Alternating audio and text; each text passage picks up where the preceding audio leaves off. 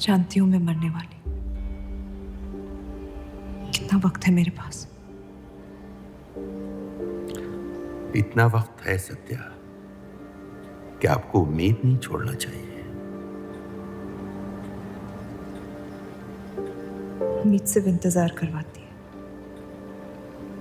सच्चाई नहीं बदलती।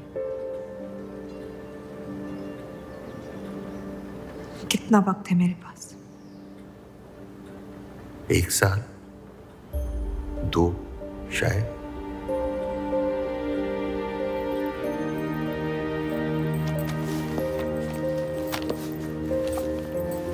बेटा, इस हाल में तुम्हारे लिए सफर करना मुनासिब नहीं है। घर बैठी रहूंगी तो ठीक हो जाऊंगी।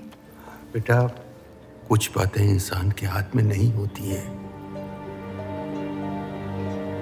मरते हुए को अपने कर्म ठीक करने चाहिए, तबीयत नहीं। वो मेरे हाथ में है। अगर ये काम अपनी हयात में ना कर पाए तो मरने के बाद भी पछताऊंगी। मुझे ये अपने पति के लिए करना होगा। वो पत्थर हाथ में आ ही नहीं रही थी।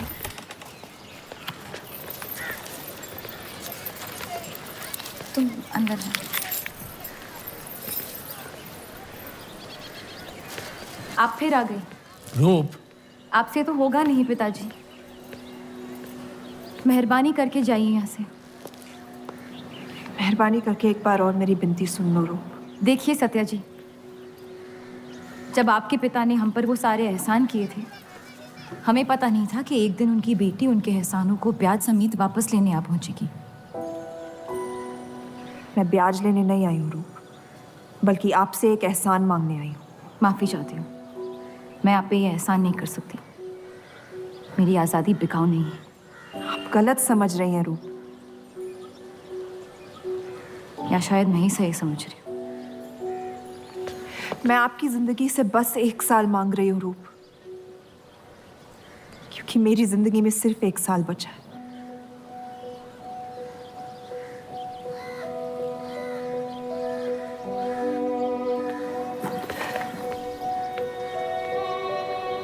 एक बार ठंडे दिमाग से सोच लो बेटा। वो बस यही चाहती है कि 1 साल के लिए तुम उन लोगों के साथ रहो। इसमें क्या नुकसान हो सकता है? एक बार चली गई तो कभी नहीं लौट पाऊंगी पिताजी। सत्या अच्छी औरत है।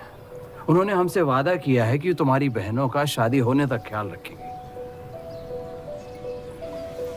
इसीलिए पढ़ा लिखा के बड़ा किया था कि एक दिन सही दाम पे बेच पाऊं मुझे। रूप, कौन बाप अपनी बेटी को हुस्नाबाद जाके किसी अनजान घर में बगैर किसी रिश्ते के रहने पे मजबूर करता है? अगर हम जिंदगी भर लोगों के घर जा जाकर शास्त्रीय संगीत सिखाएं ना, तब भी तुम्हारी और तुम्हारी दोनों बहनों की शादी नहीं करवा पाएंगे।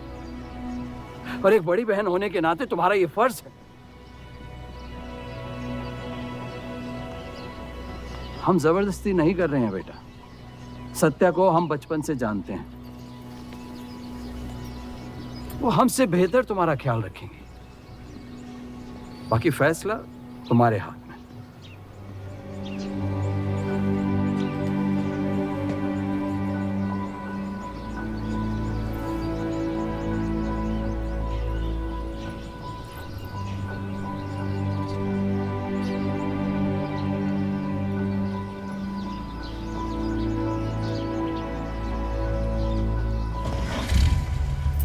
रुकिए।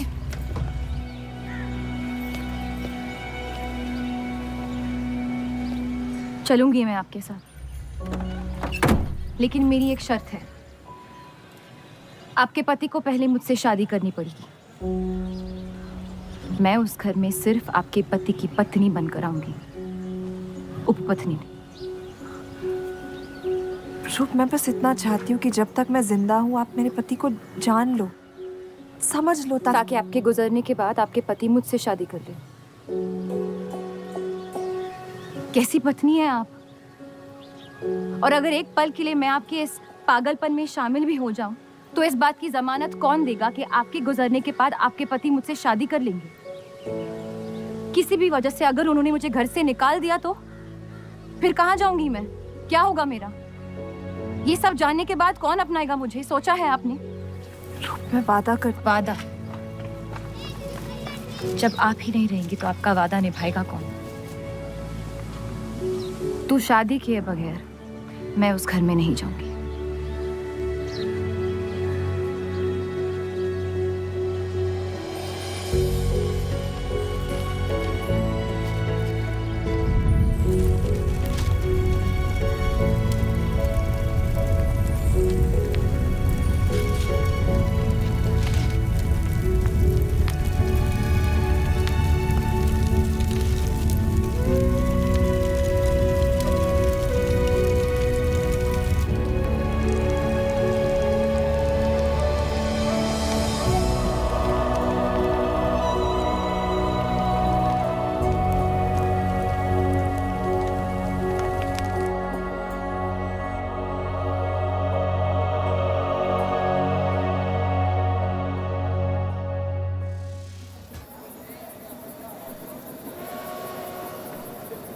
दो और लड़कियां बाहर बी के यहाँ गाना सीखने आई हैं।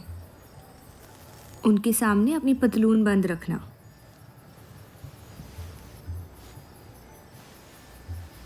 पता है, सारी हिंदू लड़कियां अमृतसर जाने की बात कर रही हैं। आप एक बार अब्दुल से बात कर ले, काफ़ी नाराज़ है। उस देव चौधरी ने लंदन से आते ही बंटवारे के खिलाफ आर्टिकल लिख दिया है। आज दूसरी शादी की उसने, दूसरी बीवी घर लाया है और लोग मुसलमानों को बदनाम करते हैं। देव चौधरी?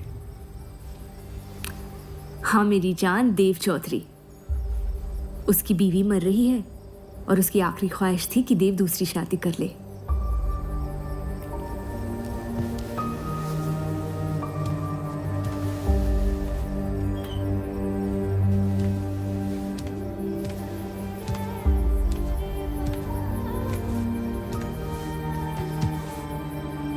क्या हुआ जफर?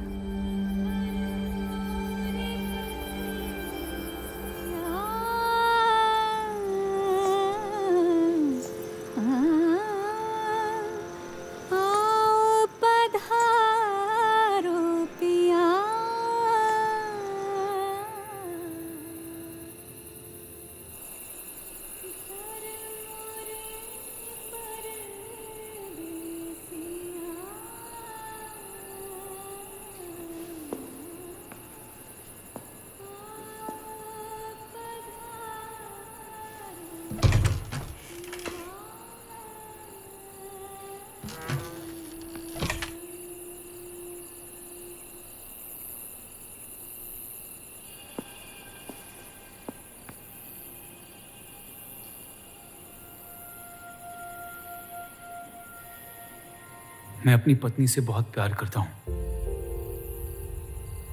मैं नहीं जानता कि सत्या ने आपको ये शादी के लिए राजी कैसे किया, लेकिन मैंने ये शादी सिर्फ उसकी खुशी की खातिर की है। मुझे गलत मत समझिए, आपको इस घर में पूरी आबरू के साथ रखा जाएगा। इस रिश्ते में इज्जत होगी, प्यार नहीं होगा। आप मुझसे जितनी कम उम्मीद रखेगी, तकलीफ उतनी कम होगी। उम्मीद करता हूं कि आपका दिल मुझसे बड़ा हो और वक्त के साथ आप मुझे माफ करती रहे।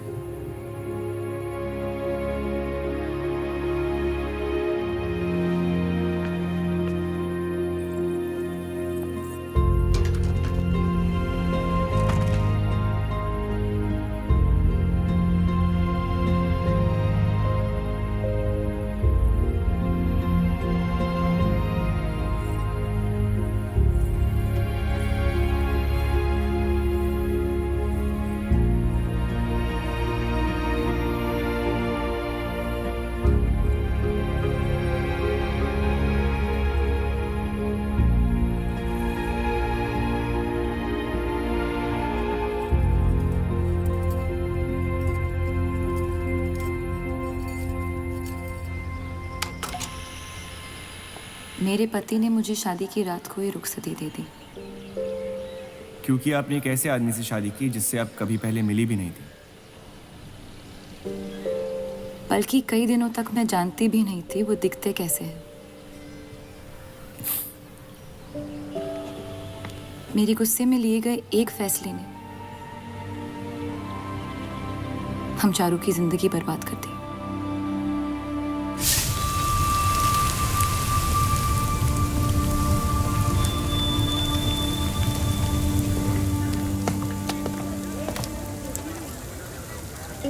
ऐसे जफर मियाँ, अगर आपको अपनी तलवारों से इतना ही इश्क है तो लोहारों की लड़ाई में शामिल क्यों नहीं हो जाते? उसी लड़ाई के लिए तो तलवारें बना रहा हूँ। बस इन्हीं तेज जुमलों से ना हीरा मंडी की औरतों के दिल काट रखे हैं आपने। कल मीटिंग में क्यों नहीं आए? एक और दिल कटने का इंतजार कर रहा था, उसे तोड़ना नहीं चाहता था।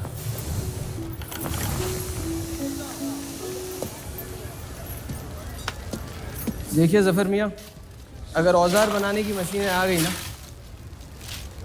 तो हमारे कारखाने बंद हो जाएंगे। इस बार हमारी कौम पे नहीं, हमारे पेट पे हमला हुआ। एक तरफ अल्लाह अल्लाह करते हो और दूसरी तरफ डरते रहते हो। अगर हम मेहनत करें तो कभी बेरोजगार नहीं होंगे। और रही आपके आवाम हक पार्टी की मीटिंग और बंटवारे की बात, तो मैं हरामी। मुझे खुद के अब्बा ने उनका नाम तक नहीं दिया।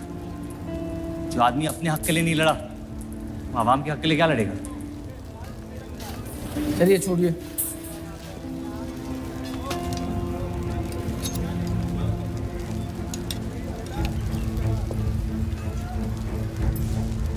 मैंने कितनी बार कहा अब्दुल मियाँ, अगर आप सच में अपना नजरिया दुनिया तक पहुंचाना चाहते तो बलराज चौधरी के न्यूज़पेपर से कोई बेहतर जरिया नहीं है। आपके कहने से हम गए थे दिल्ली टाइम्स के अखबार वालों से मिलने, लेकिन जब से उस बलराज चौधरी का बेटा विलायत से लौटा है, बंटवारे के खिलाफ एक मुल्क एक आवाम के आर्टिकल छापने में मशगूल है। इनकलाब खून बहा के लाया जाता है, बातें करके नहीं। सही कहा आपने जफर मियाँ, बिल्कुल सही फरमाया। चलिए आ जाइए हमारी तरफ।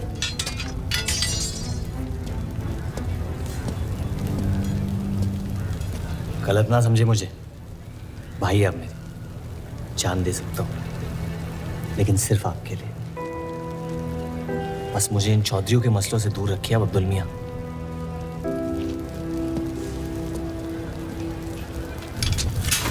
देव, आपको थोड़ा ख्याल रखना चाहिए।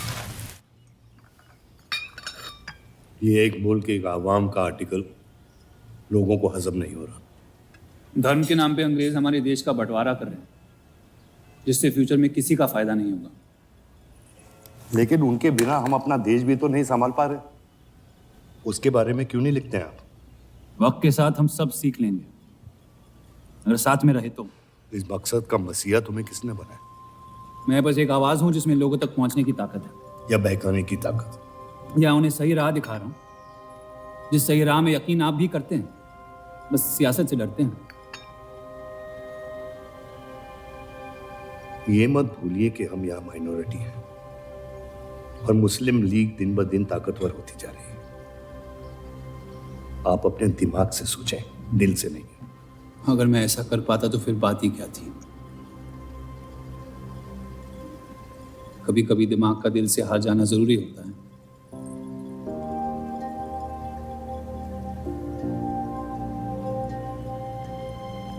क्या हुआ सरोज? रूप कहाँ है? वो नीचे नहीं आना चाहती।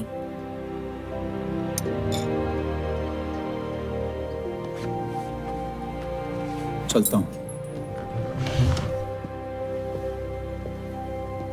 कोई बात नहीं, उन्हें उनका नाश्ता कमरे में ही दे दे। जी।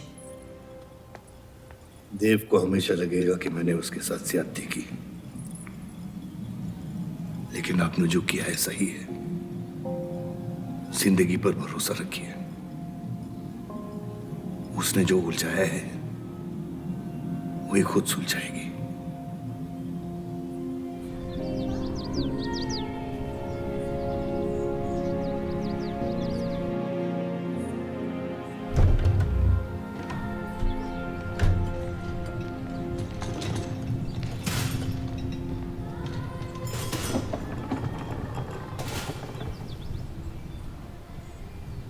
ये आवाज कहाँ से आ रही है?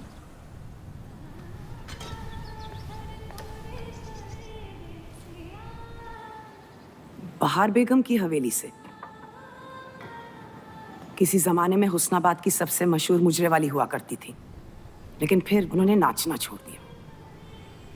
अब गाना सिखाती हैं। कहाँ है बहार बेगम की हवेली? हीरा मंडी में, इस शहर का सबसे बदनाम मोहल्ला। उस जगह का सिर्फ नाम लेने से ही लोगों के नाम खराब हो जाते हैं। अरे हम कह रहे हैं आपसे मुंशी साहब, हमारे जफर भाई से अच्छा लोहार पूरे हीरा मंडी में नहीं है। अभी पिछले साल ब्रिटिश आर्मी की तलवारें भी इन्होंने ही तो बनाई थी। ये वही हराम का पिल्ला है ना जफर? वो कहाँ से आए हैं उससे क्या फर्क पड़ता है? आप उनका काम देखिए ना। मुझे फर्क पड़ता है अब्दुल साहब। एक तो ये नाजायज और ऊपर से माफ कीजिएगा मुसलमान मुंशी जी, अगर मेरे पैसे लेकर भाग गया तो मैं तुम्हारा घर। लोगों के काम पे तवज्जो देना सीख, उनके बाप के नाम पे नहीं। लेकिन ये बड़ी बात तेरी कम अकल नहीं समझ पाएगी। छोड़ दे, छोड़ दे जफर, मैं कह रहा हूँ जफर छोड़ दे। छोड़ दे जफर।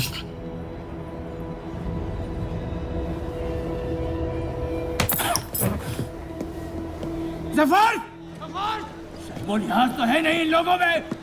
अरे एहसान मान हम लोगों का, जो तुझ जैसे हरामियों को अपने मोहल्लों में रहने देते हैं। एक तो ये हमारी वजह से हीरा मंडी में पड़ रहे हैं, और ये क्या कर रहे हैं? कचरा बढ़ा रहे हैं, कचरा।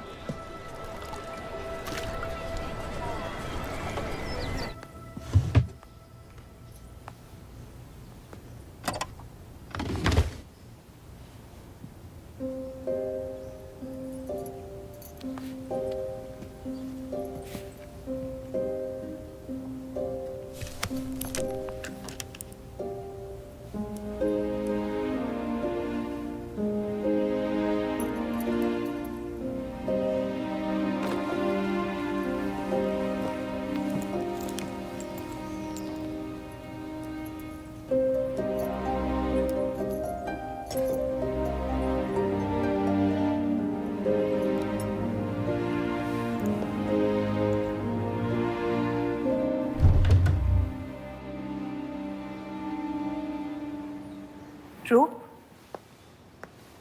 कब तक कैद रहेंगी आप अपने कमरे में?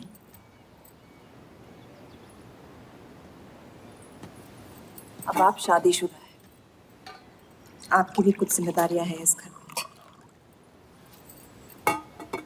किसकी तरफ? आपके पति की तरफ, जो सिर्फ आपसे प्यार करते हैं। हम दोनों ने एक दूसरे को देखा तक नहीं है, मेरी एक ही जिम्मेदारी थी, अपनी बहनों की तरफ। वो मैंने ये शादी करके निभा लिया। देव के अखबार में काम करना शुरू कर दो, उनके साथ थोड़ा वक्त बिताओ, देखना सब कैसे बदलने लगेगा। मैंने घर पर बात करनी है। सबका कितना ख्याल रखती हैं आप। मैं आपकी दुश्मन नहीं हूँ रूप, बस अपने बाद आपकी जिंदगी को बेहतर बनाने की कोशिश कर रही हूँ। पता है, मेरे माँ बाप को लगता था कि लड़कियों को पढ़ाना लिखाना फजूल है, वरना अगर मैं पढ़ी लिखी होती तो इतने बड़े अखबार में काम करने का मौका कभी नहीं गंवाती। मैं फिर रियाज शुरू करना चाहती हूँ। बिल्कुल, करना भी चाहिए। अगर आप चाहो तो मैं अभी एक अच्छे गुरुजी का इंतजाम करवा सकती हूँ। नहीं, मैं हीरा मंडी जाके बाहर बेगम से सीखना चाहती हूँ।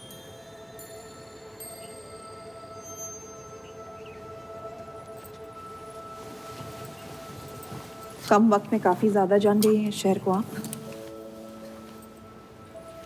पर इस घर के उसूल को नहीं जानती। आप संगीत सीख सकती है, मगर हीरा मंडी कभी नहीं जा सकती। अगर मुझे हीरा मंडी जाने नहीं दिया तो फिर मैं अखबार के लिए भी काम नहीं करूंगी। मत करो, कैद कर लो अपने आप को अपने गुस्से में, लेकिन याद रखना अपनी किस्मत आपने खुद लिखी है, अपनी मर्जी से। अब यही आपकी जिंदगी है रूप, और जितनी जल्दी आप इस बात को समझ जाएंगी, बाकी जिंदगी उतनी जल्दी आसान हो जाएगी। आपका मेरी जिंदगी पे कोई हक नहीं है। आपका है।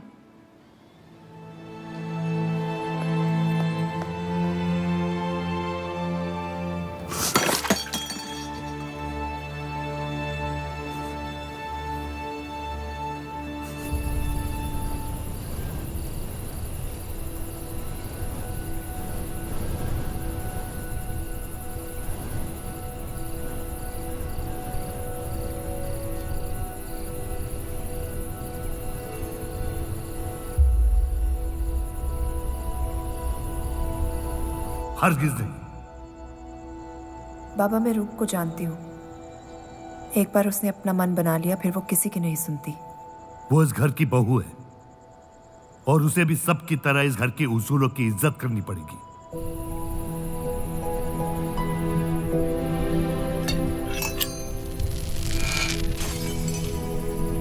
आपके कहने पर हमने उन गलियों की तरफ देखा तक नहीं, लेकिन हम रूप से ये उम्मीद नहीं रख सकते। इससे पहले वो कोई गलत कदम उठा ले, हमें उसे जाने की इजाजत दे देनी चाहिए। और यही एक मौका है देव और रूप को करीब लाने का।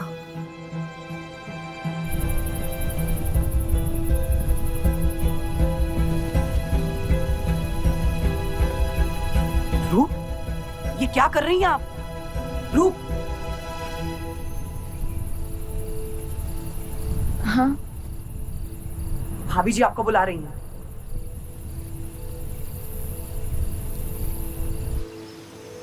मेरी जिद और उनके उसूल के बीच मेरी जिद जीत गई।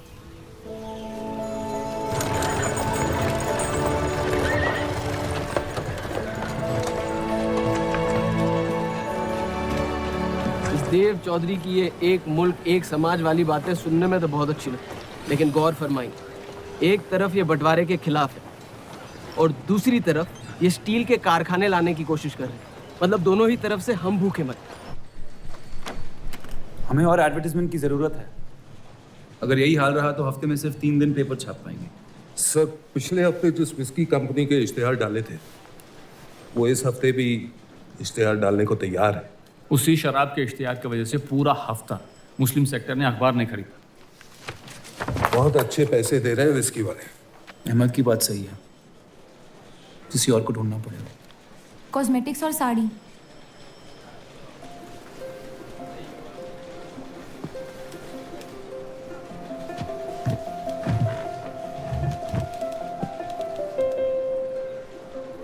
काजल और कपड़ों से तो किसी को एतराज नहीं हो सकता।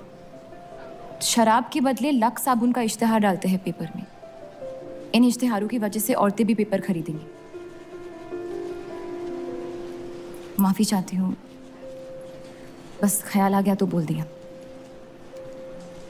मैं देव चौधरी से मिलना चाहती हूँ। और आप कौन? रूप, उनकी पत्नी।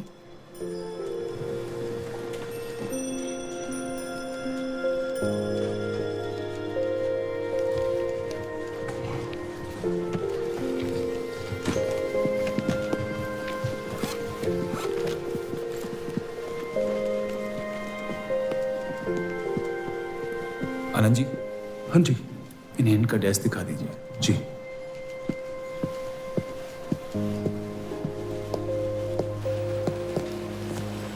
माई सेल्फ अनंत पाल। नमस्ते। वैसे ये कौन है?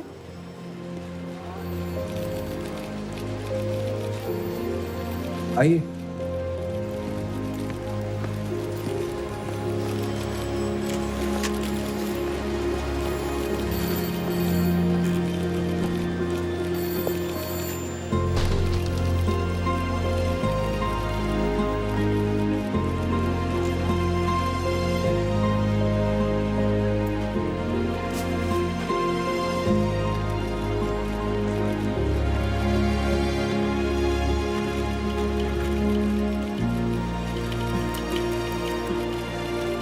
कमाल है, पति पत्नी एक दूसरे को जानते तक नहीं। निकाह हुआ है इनका शायद। उस दिन अगर पर्दे के पीछे आप भी होते तो देव साहब को पता नहीं चलता।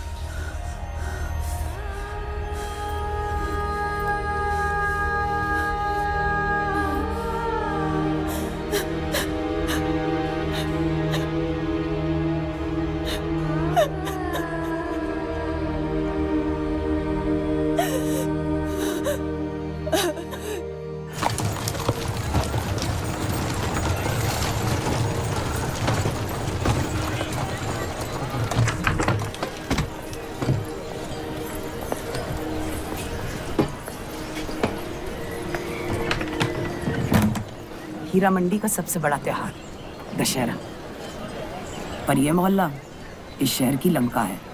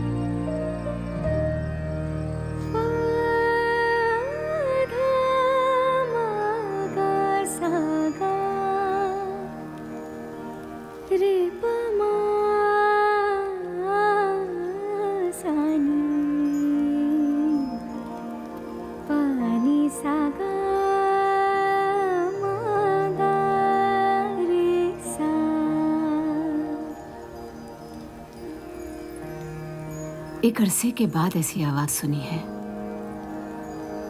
जिसमें दर्द भी है और सुकून भी।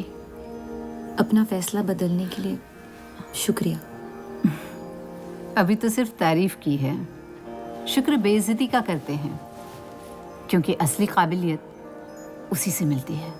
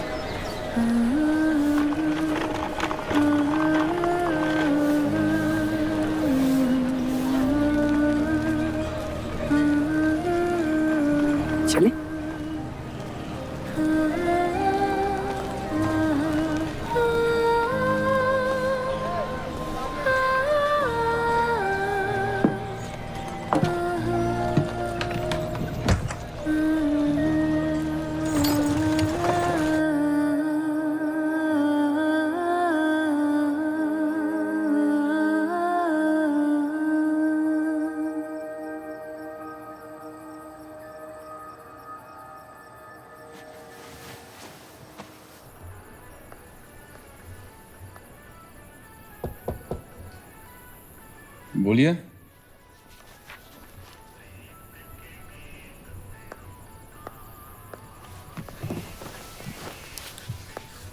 आपसे ऑफिस में बात करनी थी, लेकिन मौका नहीं मिला। किस बारे में? मैं आपकी कंपनी में सिर्फ हाजिरी नहीं देना चाहती, काम भी करना चाहती हूँ। मैं एक आर्टिकल लिखना चाहती हूँ। किस मुद्दे पे? हीरा मंडी पे। उस इलाके के लोगों को देख के लगता है कि हर घर में कई कहानियां छुपी हुई है। अगर आप कोई ऐसी कहानी ले आए जो पढ़ने लायक हो तो छाप देंगे।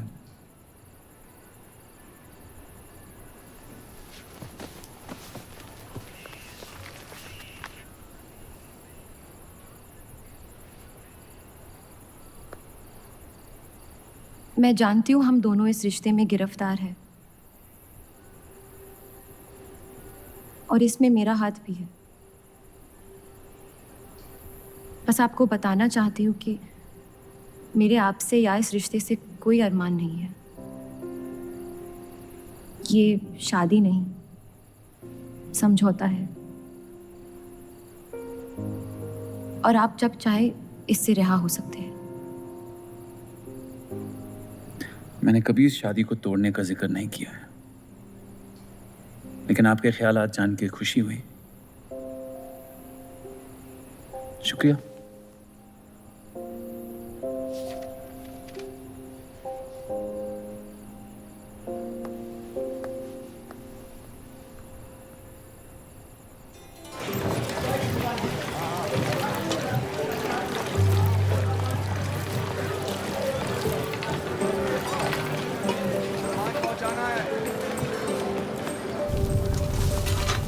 सुनिए, ये अब्दुल खां कहाँ मिलेंगे? जफर भाई, अब्दुल मियां कहाँ है? ये उनसे मिलने आई हैं। जाइए।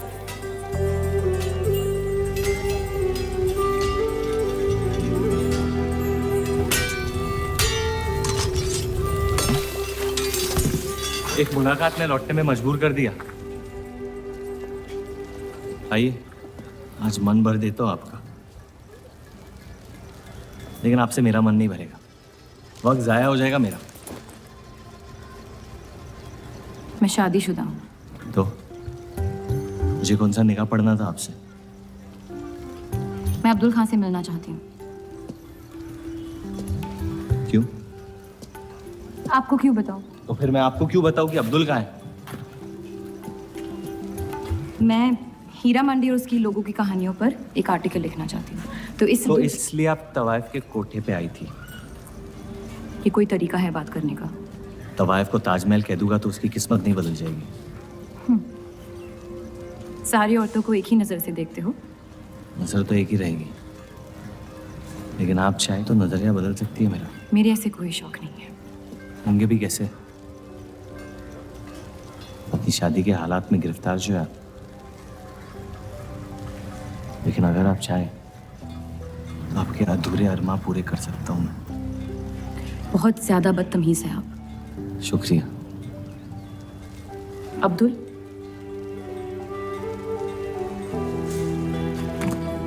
शुक्रिया।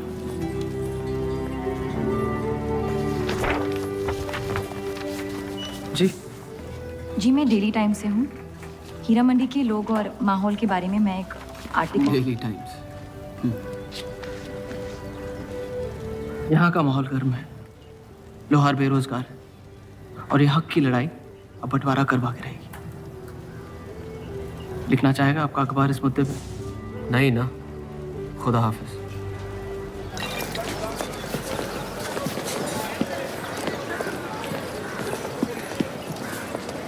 क्या चाहिए? उसका जवाब मत देना। बस पूछना चाहता हूँ, आपका काम हो गया? आपको अचानक क्या हो गया? नहीं, वो अब्दुल मियाँ बड़े तंग मिजाज के, पूरा दिन बंटवारे के लड़ाई में उलझे रहते हैं। हमें क्या लेना? जब तक हमारा इलाका हमारा है, सब ठीक है। चलो, शुक्र है कम से कम अपने इलाके की तो इज्जत करते हैं आप। मुझ पे यकीन करना मुश्किल हो सकता है, जानता हूं। और क्यों है इस इलाके से इतना लगाव? खूबसूरत लड़कियां रहती हैं यहाँ। खूबसूरत भी और आसान भी।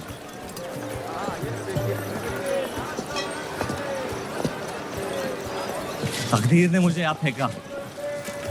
जिंदगी कुचलने ही वाली थी, लेकिन इस सड़क ने मुझे बचा लिया, चलना सिखा दिया। मेरी फतेह हो गई और नाम पड़ गया जफर। अब यही मेरा घर है। ये गलियां नहीं होती तो मेरी कोई पहचान नहीं होती।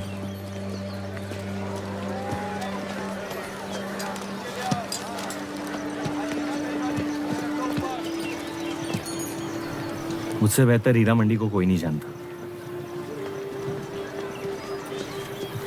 तो रुक, बहुत अच्छा है आपका, माशाल्लाह।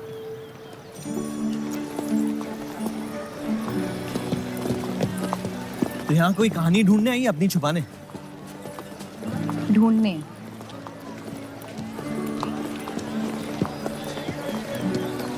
अपनी शादी में खुश हैं आप? आपने कहा था कि आप शादीशुदा हैं, खुशी का कोई जिक्र नहीं हुआ था। कोई तो हद होगी आपकी। हदें तो सरहदों की होती है, सोच की नहीं। और वैसे भी अगर सवाल उठा है मन में तो पूछ लेना चाहिए। कहानियां सोच सोच के वैसे ही आधी दुनिया पागल हो। तो सियासी मसलों से दूर इस इलाके में ऐसे कुछ कमाल की चीजें हैं, अगर आप देखना चाहे तो। देखना चाहती हूँ। हिम्मत है मेरी दुनिया में कदम रखने की? मेरे पास खोने को कुछ है ही नहीं। और वैसे भी आपसे तो बेहतर ही होगी आपकी दुनिया। ठीक है, तो अगले जुम्मे क्यों मिलते हैं? कलाम बात। फिक्र ना करें, मैं इजाजत या कीमत के बगैर औरतों को हाथ नहीं लगाता।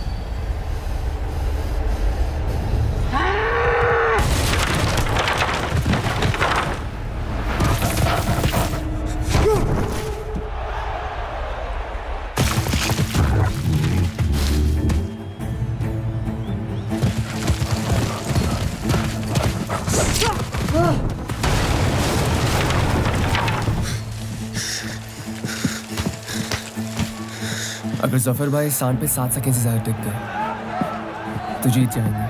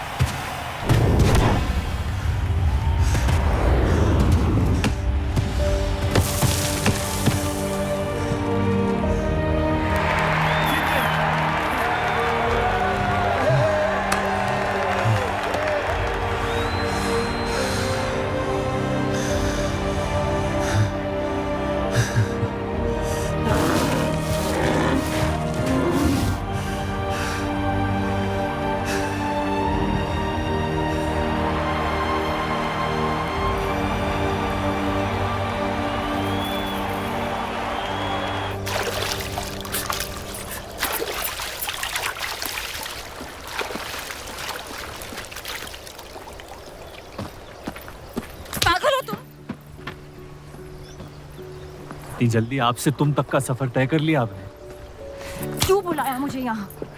आप कहानी ढूंढ रही थी, मैंने आपको एक किस्सा दिखा दिया। डर गई? क्यों? तुम मर सकते थे। मौत हक है,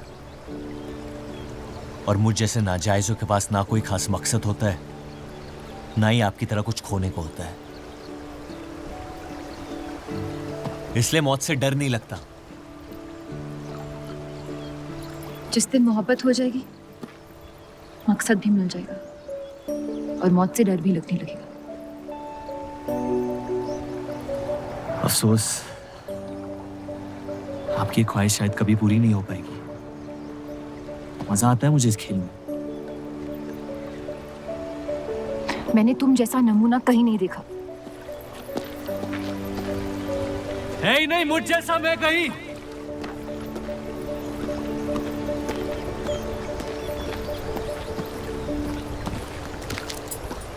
ये वही जर्नलिस्ट लड़की है ना? इसे तो छोड़ दे। एक दिन छोड़ दूंगा। अच्छी लड़की है बेचारी। जरूरत से ज्यादा, इसलिए शायद बुरे ख्यालात भी नहीं आते इसके बारे में। सुना है शादीशुदा है। आप जानते हैं ना आप क्या करें?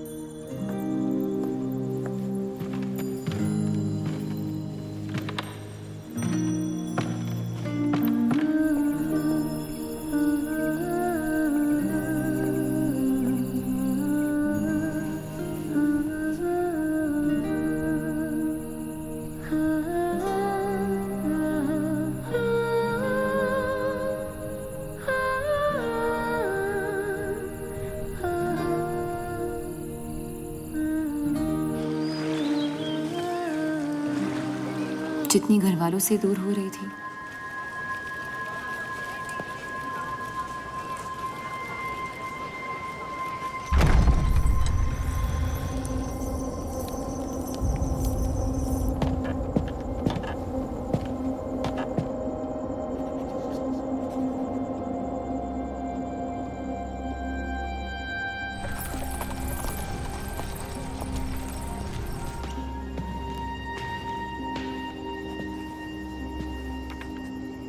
हीरा मंडी के लोहार आ जाए थे मुझे मिलने। आपको उनकी बात सुन लेनी चाहिए, वरना वो हमारे मुस्लिम स्टाफ को स्ट्राइक पे जाने पर मजबूर कर सकते। बाबा, साफ साफ बताइए किस बारे में बात करना चाहते हैं आप? रूप।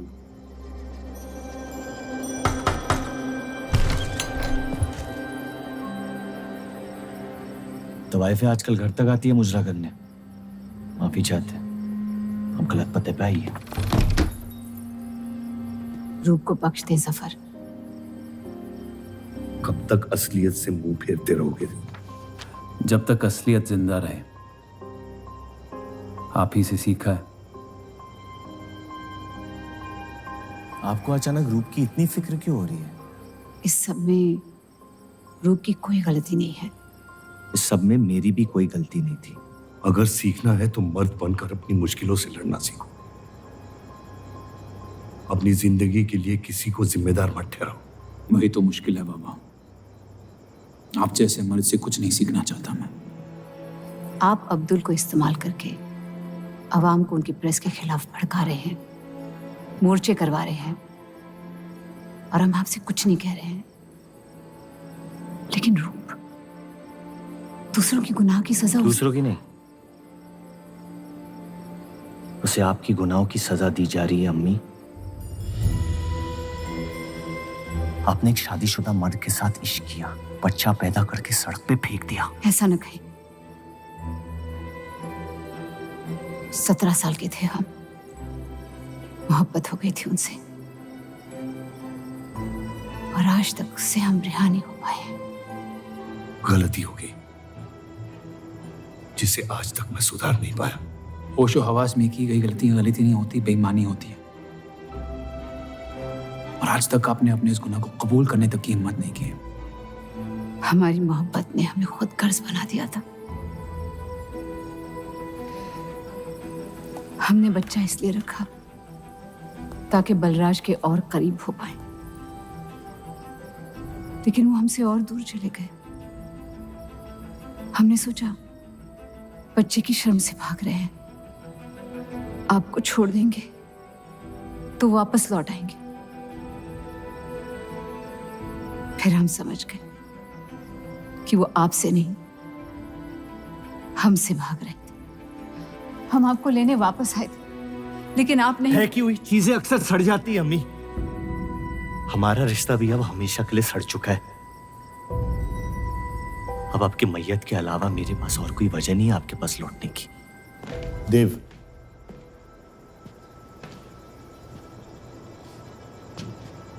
बस एक बात कहना चाहता हूं।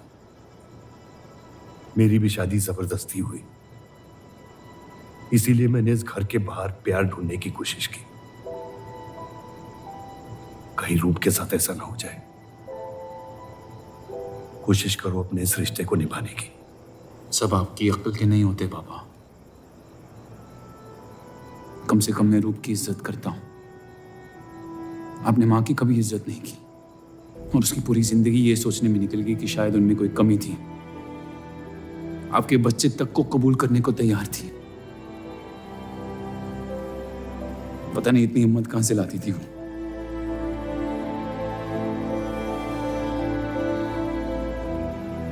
अगर आप मान जाते तो हमारा घर बिखरने से बच सकता था, लेकिन आपका घमंड आपकी गलतियों से भी बड़ा था।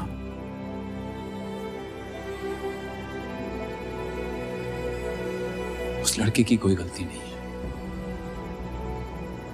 लेकिन अगर अब उसे मिल भी लूंगा तो आपसे और नफरत हो जाएगी। हमारा घर आपने बर्बाद किया है, लेकिन वजह वो है।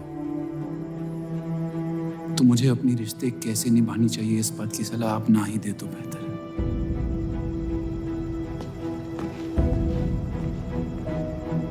बलराज चौधरी ने अपने जायज बेटे को मेरे हिस्से की दौलत, शोहरत और इज्जत दे दी, तो बदले में मैं उसके बहू को छीन लूंगा, और मेरे पास कुछ खोने को तो है नहीं। हरामियों का कोई वजूद नहीं होता, उनका कोई ईमान नहीं होता, किसी को उनकी जरूरत नहीं होती है। यही सुन सुन के बड़ा हुआ हूं मैं। लेकिन अब बस, जिस लड़की को वो अपना घर आबाद करने के लिए लेके आए थे, उसी लड़की से मैं उनका घर बर्बाद कर दूंगा। फिर क्या होगा? ये सब करने से आपको अपने अब्बा, अपना बचपन, अपनी इज्जत, अपना हक वापस मिल जाएगा। अपनी आंखों से नफरत हटाएं, फिर उस लड़की की मोहब्बत देख पाएंगे आप। इंतकाम की आग ने आपको अंधा बना दिया है। अपने अब्बा को बर्बाद करने के तैश में आप खुद को बर्बाद कर रहे हैं। मंजूर है, सब कुछ फना कर दूंगा। उन्हें पता भी नहीं चलेगा कि उनकी तबाही हुई कैसे। जिस आदमी ने मेरा इनकार किया था, वो खुद आके मुझसे माफी मांगेगा, और तब उसकी उम्मीद पर मैं ऐसी आग लगाऊंगा कि जानना भी 2 पल देखते रह जाएगा। उसे अपनी कर्मों की सजा मिलकर रहेगी,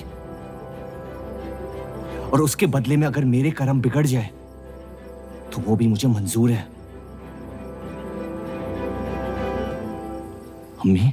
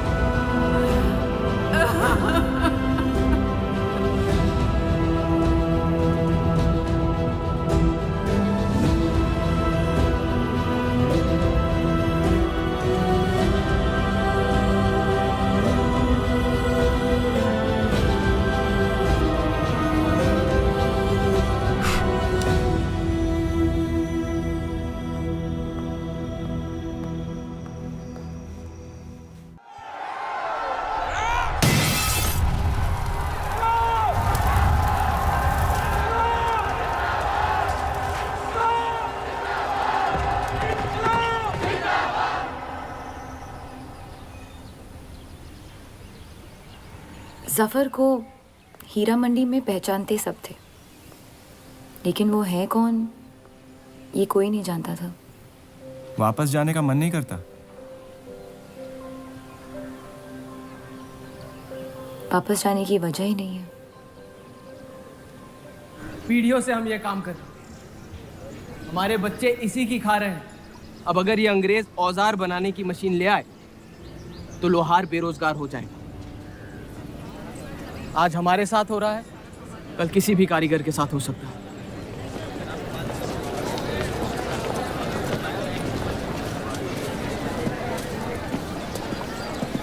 आपके कहने पे हमने चौधरी की फैक्ट्री से भी कारीगर बुलाए थे। को लगता है बात चौधरी तक पहुंचेगी और वो हमारा सपोर्ट करेंगे। उसके पेपर के आवाम हक पार्टी से दुश्मनी पुरानी है। बलराज चौधरी जैसे लोग कभी कभी अपने मजहब को अपना मकसद समझ लेते। सही कहा आपने। अगर वो अपने मजहब के लिए लड़ सकते हैं तो हम क्यों नहीं? ये लड़ाई इंसाफ की नहीं, हक की। और अब आपकी आवाम अपने खोए हुए हक को छीनने के लिए तैयार है।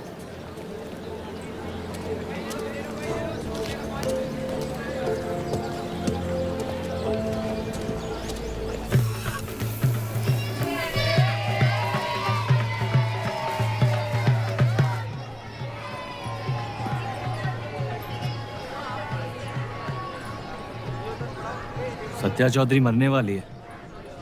गुजरने वाली, कैंसर की बीमारी से।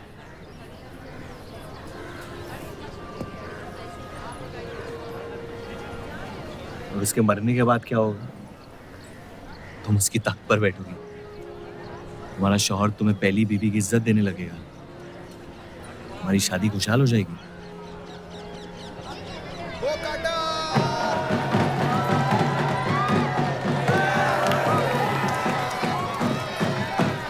ये त्योहार बहुत पसंद हुआ करता था मुझे। फिर क्या हुआ?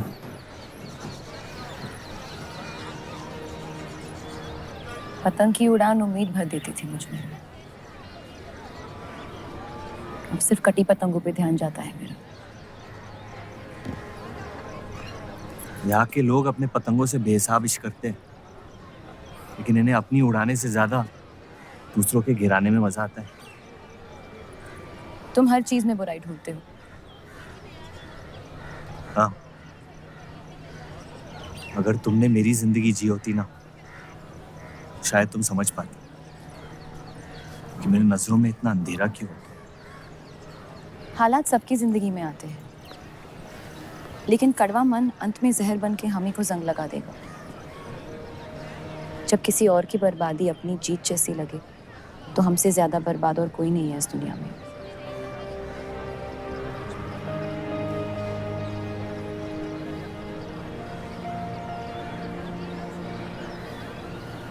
तुम्हें कभी प्यार हुआ है?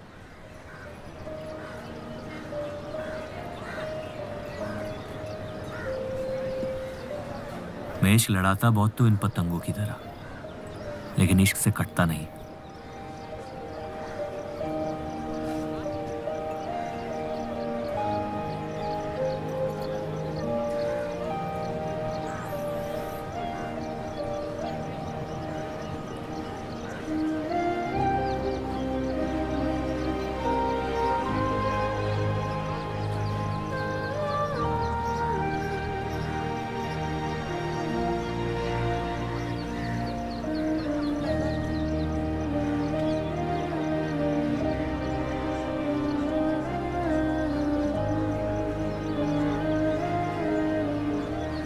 निकलना चाहिए, वरना ये शाम हमसे आगे निकल जाएगी।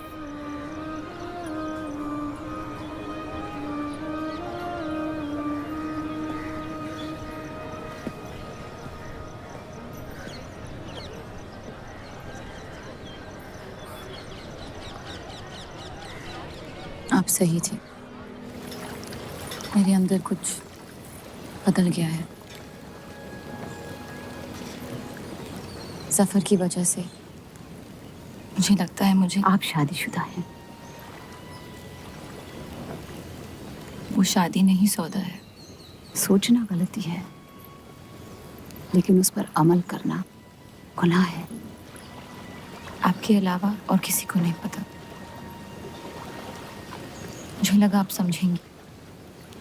कोठा चलाते हैं इसका मतलब ये नहीं कि धोखा देने के लिए हमसे इजाजत ली जाए। मैं आपकी बेइज्जती नहीं करना चाहती थी।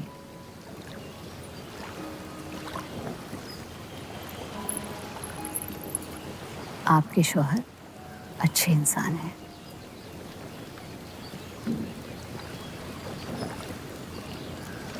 सिर्फ अच्छाई काफी होती है पूरी जिंदगी बिताने के लिए।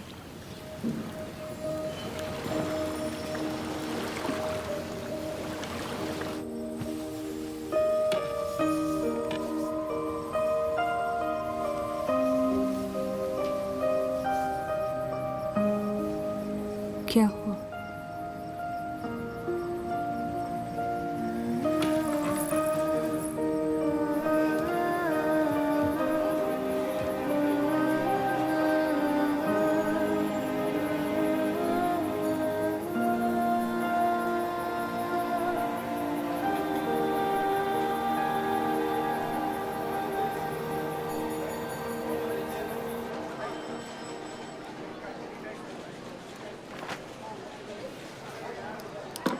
मुझे कुछ वक्त चाहिए सोचने के लिए। सोचना क्या है? अगर स्टील इंडस्ट्री आ गई तो सब लोहार बेरोजगार हो जाएंगे। क्या ये खबर छापने लायक नहीं? लेकिन इंडस्ट्रीज आने से देश का बहुत फायदा हो सकता है और आप सब उन फैक्ट्रियों में काम कर सकते हैं। हम गुलामी नहीं करते। सवाल देश की तरक्की का है, किसी की गुलामी का नहीं। पहले अंग्रेजों की गुलामी की, अब हिंदुओं की। यही करता रह जाएगा मुसलमान यहाँ। बात को पलटने की कोशिश मत करिए। अगर हम हर जाति बहस में धर्म को घसीट लेंगे तो ये देश हमेशा चलता रहेगा। मुस्लिम लीग इलेक्शन जीत चुका है।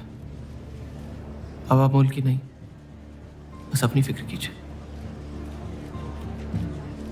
सबकी फिक्र करने की आदत है मुझे, और यही फर्क है आप में और मुझ में। मैं लोगों के हालात का इस्तेमाल करके उन्हें बहकाता नहीं। सही कहा आपने। बात मजहब की ही है। एक बार हमने अपना मुल्क बना लिया ना, तो फिर हमारी चीखें तो जाया जाएंगी नहीं।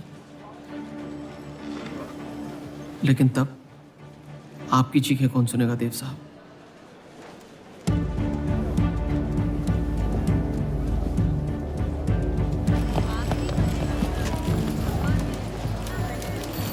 ये देव चौधरी की दूसरी बीवी है।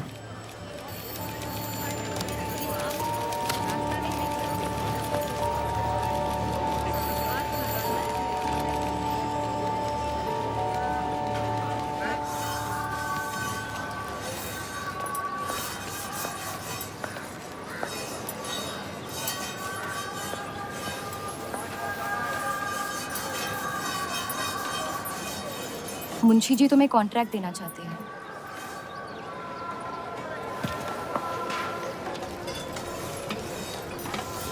और बदले में तुमने उन्हें क्या दिया? सिर्फ हिंदू होने की वजह से तुम्हारी बात मान ली उन्होंने?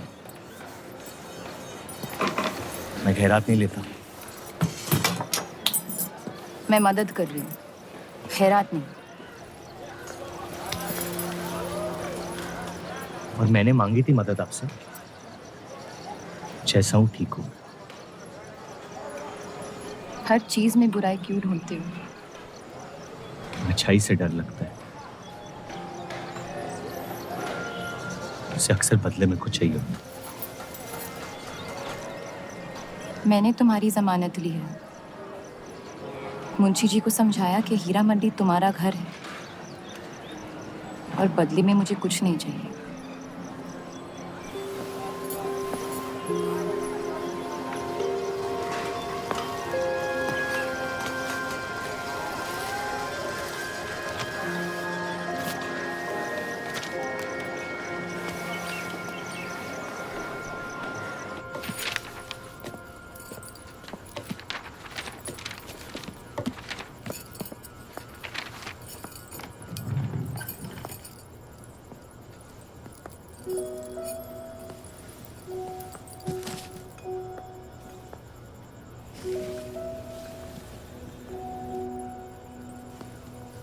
पढ़ना पसंद है? बहुत। आपको? बहुत। वो कैबिनेट मिशन का आर्टिकल बन गया? नहीं, कुछ बात नहीं बन रही है। शायद वो हमारा आखिरी आर्टिकल हो जिससे आप एक मुल्क एक अवाम की सोच को आगे बढ़ा सके।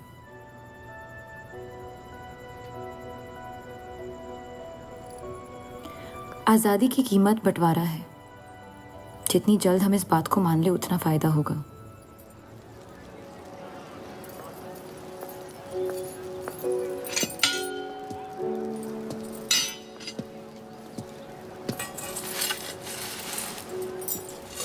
मुझे देख के रास्ता क्यों बदल देते हो?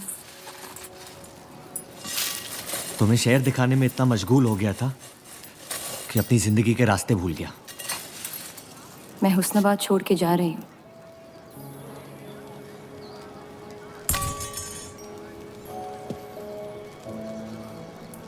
अजीब है ये जिंदगी भी। पहले मुझे यहाँ आना नहीं था और अब यहाँ से जाना नहीं है। मुझे यकीन है कि तुम्हारे शौहर जहाँ तुम्हें लेके जाएंगे तुम वहाँ खुशी ढूंढ लोगी। मैं उनसे प्यार नहीं करती, ना ही वो मुझसे करते हैं।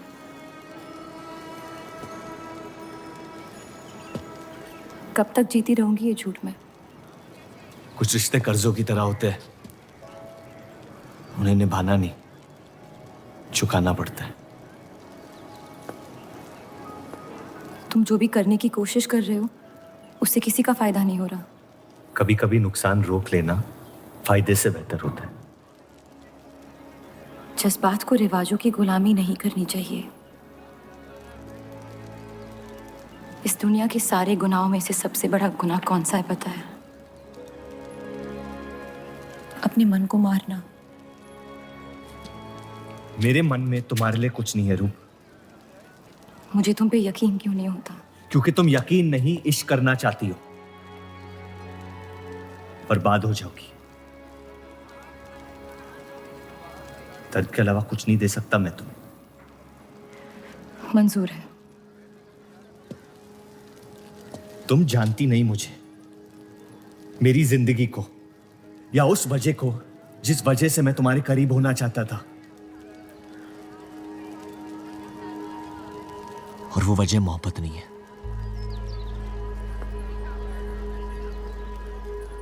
प्यार ना करने की 1000 वजह मिल सकती है डर के बाजार में,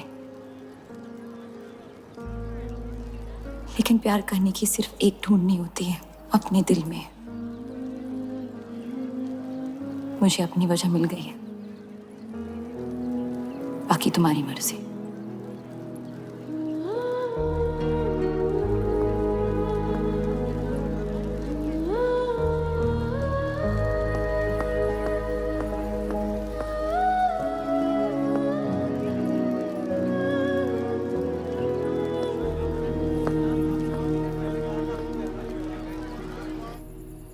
आप लोगों को जल्दी हुस्नाबाद छोड़ने की तैयारी करनी चाहिए। मैं आपके बगैर कहीं नहीं जाऊंगा।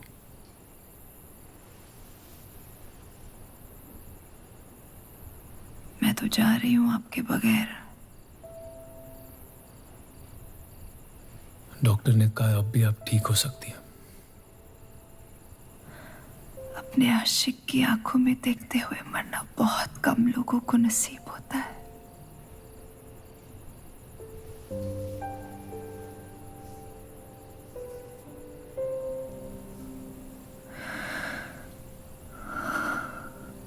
सुकून के आंसू है,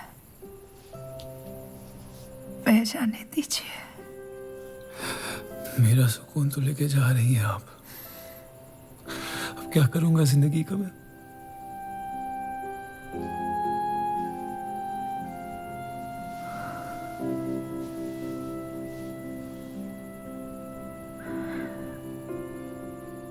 पिछले कुछ दिनों से रूप से एक अजीब सी जलन हो रही है, अच्छी जलन। उससे मेरे हिस्से की खुशियां मिलने वाली है।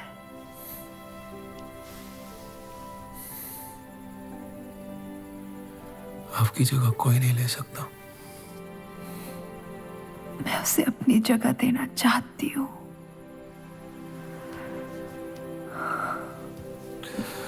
वादा करो, हमारे सारे ख्वाब आप उसके साथ पूरे करोगे, बेटियों को पढ़ाओगे, बेटों के दोस्त बनोगे, पापा को माफ कर दोगे।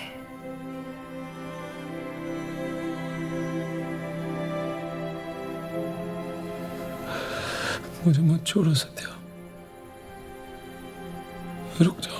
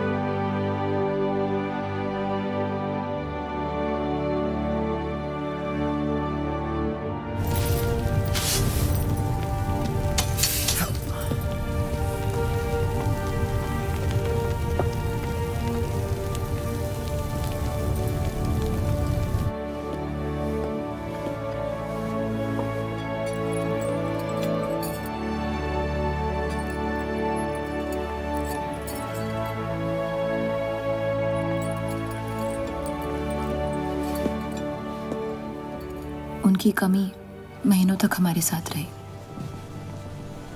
तो उनके गुजरते ही आप लोगों ने हुस्नाबाद छोड़ दिया? काश छोड़ दिया होता। सर, अब्दुल की पार्टी अब बहुत ताकतवर हो गई है। इस आर्टिकल के बारे में एक बार फिर सोच लेती हैं।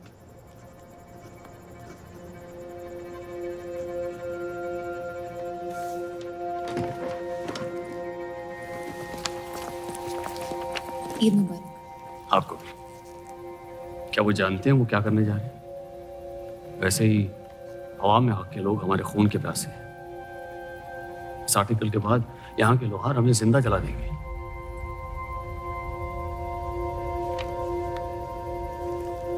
खुदा हाफिज।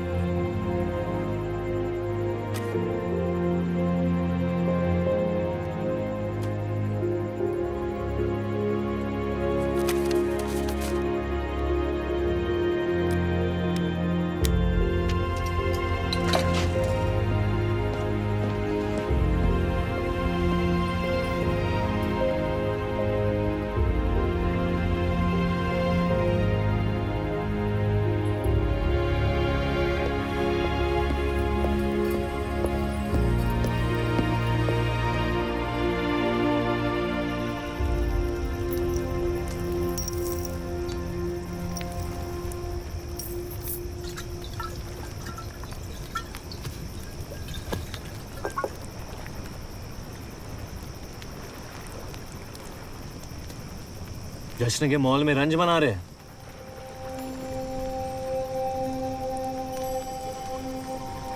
किसने कहा मैं रंज बना रहा हूं? जश्न में लोग मिलकर शराब पीते हैं। तनाश शराब रंज में पी जाती है।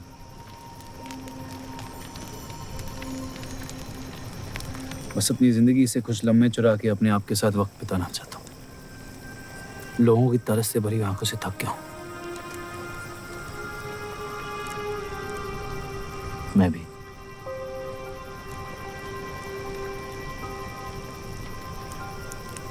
तो आपके रंज का राज क्या है? आपके हाथ में ना शराब है, ना आप जश्न में शामिल होना चाहते हैं।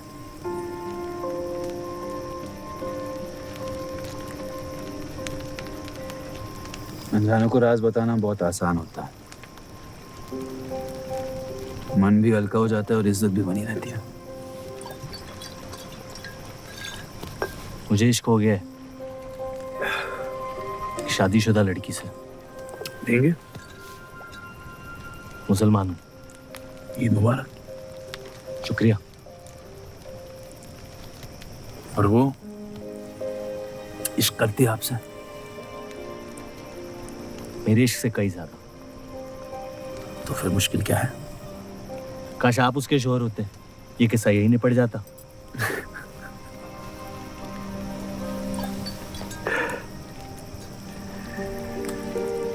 एक बार बात तो करके देखें। ये दुनिया भी बड़ी अजीब है। कोई किसी से बात नहीं करता, बस सीधे जंग पे निकल जाते हैं। कभी कभी जंग कर लेना दिल की बात बताने से आसान होता है। कौन सा पति है कि ऐसी औरत के साथ रहना चाहेगा जो किसी और से प्यार करती है?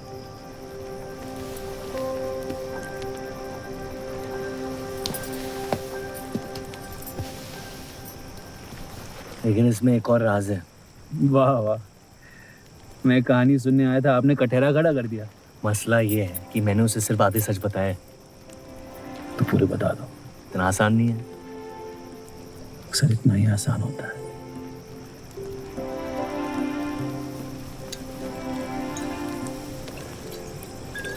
खैर, आपकी कहानी क्या है? बस अपनी टूटी हुई किस्मत के टुकड़े समेट के आगे निकल जाना चाहता हूँ, लेकिन पता नहीं शुरुआत कहाँ से करूं। पहला टुकड़ा जिस जख्म से हुआ उसे ढूंढिए, बाकी टुकड़े अपने आप मिल जाएंगे।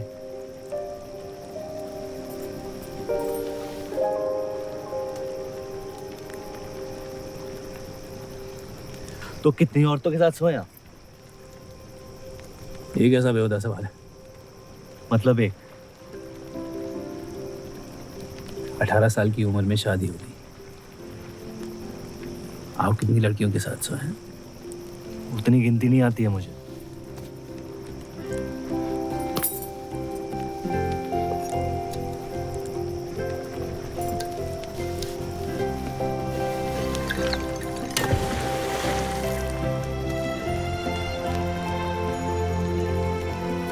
कभी जिंदगी में चीखे आप? आइए, आज गला फाड़ के जिंदगी को बोल देते हैं, उसके धोखों से हारेंगे नहीं हम।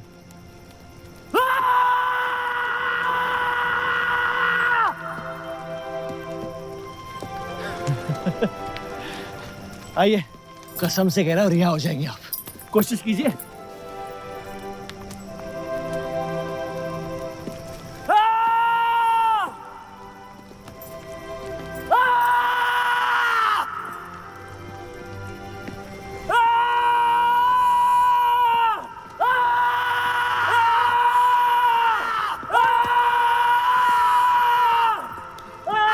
बस बस बस।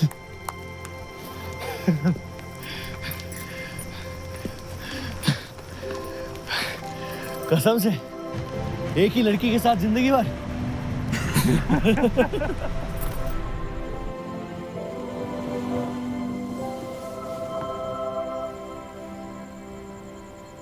पिछला साल आपके लिए बहुत मुश्किल रहा है। अगर मेरे बर्ताव से आपको कोई तकलीफ पहुंची हो तो माफी चाहता हूं।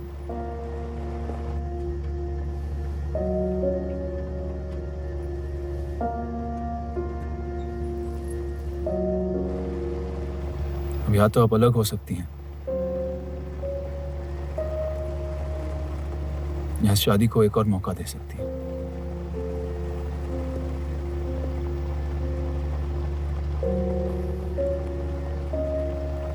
आप जो फैसला लेंगी मुझे मंजूर है।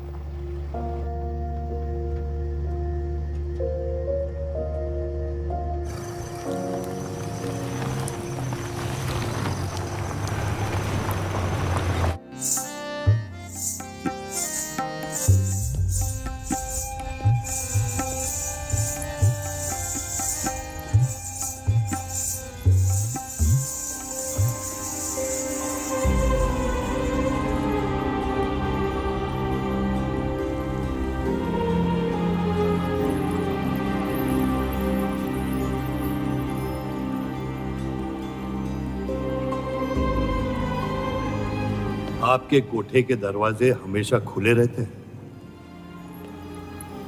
हमें कुछ भी छुपाने की जरूरत नहीं है। हम ये शहर छोड़ के जा रहे हैं। अलविदा तो आप बहुत साल पहले कह चुके हैं। बताइए, आज कौन सी तकलीफ देने आए हैं? वक्त बदल गया लेकिन आप नहीं बदली बाहर जान। अब अपने बेटे को इस्तेमाल करके आप हमारे खानदान को तबाह करना चाहती हैं। समझाइए उसे, रूप हमारी बहू है। खुदा के मजाक का भी जवाब नहीं। जिस आदमी ने इतनी जिंदगियों का तमाशा बनाया, आज वो अपनी इज्जत बचाने के लिए गुजारिश करने आए हैं। वक्त ने आपको भी नहीं बदला बलराज साहब। हमने आपको साफ साफ समझाया था कि हमारा रिश्ता गलत था, लेकिन आप सच्चाई बर्दाश्त नहीं कर पाई और जिंदगी भर हमसे धोखा करने का तमाशा करती रही। तो क्या यही कहकर तसल्ली देते रहे आप अपने आप को? रिश्ता गलत था तो क्यों बार बार लौट के आते थे हमारे दरवाजे पे? मोहब्बत आपको भी हुई थी बलराज साहब, लेकिन समाज के डर से एक दिन अचानक कूड़े की तरफ फेंक दिया हमें। घिन आती है आपकी खुदगर्जी पर। मेहरबानी करके यहां से निकल जाइए।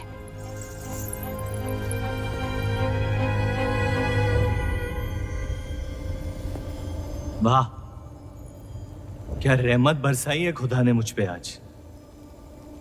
बरसों बाद अम्मी को मिलने आया था, साथ में अब्बा भी मिल गए। एक तरफ बहार बेगम जिसने मुझे फेंक दिया और दूसरी तरफ बलराज चौधरी जो कल तक मुझे कबूल नहीं कर रहा था और आज मुझसे भीख मांगने आया है। क्या चाहते हो तुम? कि हम तुमसे अपने खानदान की इज्जत की भीख मांगे? छोड़ दो उन्हें। लेकिन वो काम तो आपका है, अपनों को छोड़ देना। आपको क्या पता है खानदान क्या होता है? वैसे भी माशाअल्लाह सिर्फ अल्लाह जानते कि मेरे कितने भाई बहन घूम रहे हैं। मेरा सिर्फ एक खानदान है जिसे मुझे तुम दोनों से बचाना है।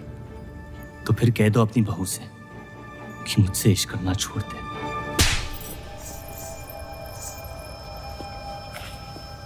मैंने कहा था ना गिरा दो इसे। इसकी पैदाइश ने हमारे रिश्ते का कत्ल कर दिया। क्या आपकी असलियत को जाहिर कर दिया? यह हमारी औलाद नहीं है, हमारी एक गलती का नतीजा है जिसे हम जिंदगी भर रिहा नहीं कर पाएंगे। जफर, छोड़ दो इन्हें। जफर,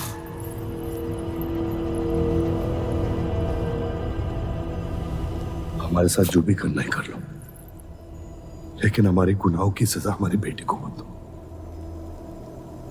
उसने कुछ नहीं बिगाड़ा तुम्हारा। मेरी मुलाकात हुई थी उससे आज। सब कुछ है उसके पास, खुशी के अलावा। उसे दुनिया से बचाने की कश्मकश में आप उसे प्यार देना भूल गए। मेरी जिंदगी का एक ही मकसद था, आपको इस हाल में देखना। लेकिन रूप सही कहती है, जब किसी और की बर्बादी अपनी जीत सी लगे तो आपसे ज्यादा बर्बाद और कोई नहीं है इस दुनिया में। मैं जानता हूं कि आप मुझे कभी कबूल नहीं करेंगे, लेकिन ये इनकार भी नहीं कर सकते क्योंकि मैं हूं तो आप ही का हिस्सा। बस मुझे अपने बेटे के हिस्से से रूप दे दे। मोहब्बत करता हूं उससे, इसके अलावा और कुछ नहीं मांगूंगा। रूप और देव की शादी से दूर रहो जफर, वरना अंजाम बुरा होगा। रूप की मोहब्बत मेरा हक है, जिसके मालिक आप नहीं हैं, और ये हक मैं लेके रहूंगा। जफर,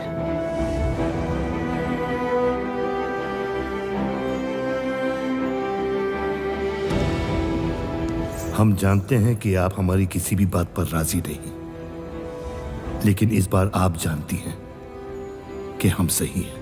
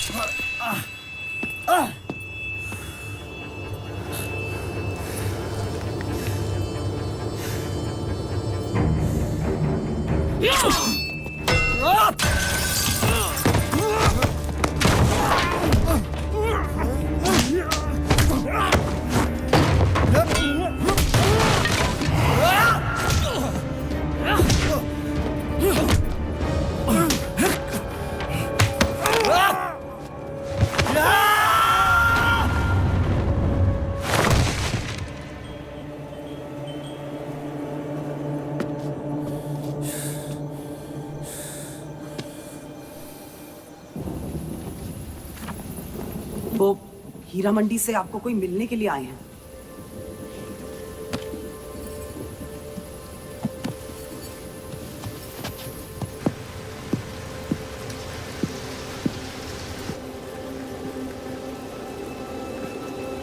क्या हुआ मियाँ?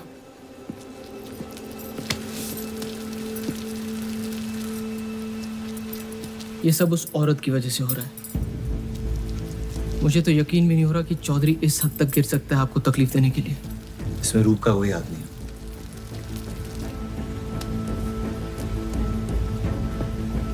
इश्क का अंधापन अक्ल के दरवाजे बंद कर देता है। आपको दिखाई नहीं दे रहा चौधरी आपके साथ क्या खेल खेल रहा है, लेकिन मैं अंधा नहीं हूं। आप चाहें तो उसे माफ कर दीजिए, लेकिन अब आपका बदला उस औरत से मैं लूंगा।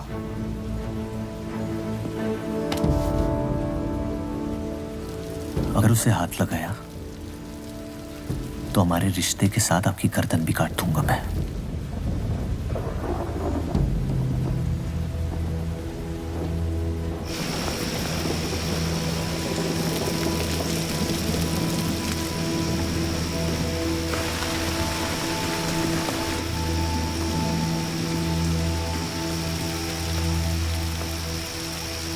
मोहब्बत अक्सर गलती करवाती है, कहा था हमने।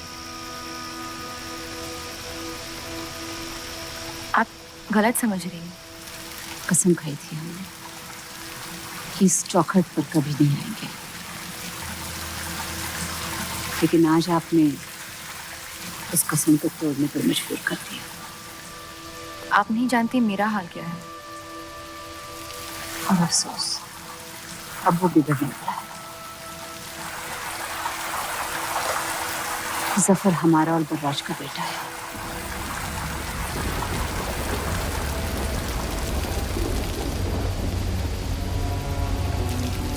उसने आपका इस्तेमाल किया है इस घर को बर्बाद करने के लिए। वो मोहब्बत करता है मुझसे, देखा है मैंने उसकी आंखों में। शुरुआत से झूठ बोला उसने आपसे।